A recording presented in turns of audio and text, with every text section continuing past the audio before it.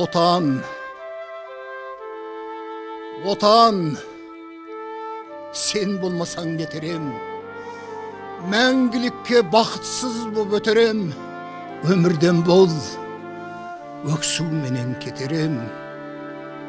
Құс ұясыз, жыртқыш енсіз болмайды, ал отансыз жан өмір бойы оңбайды.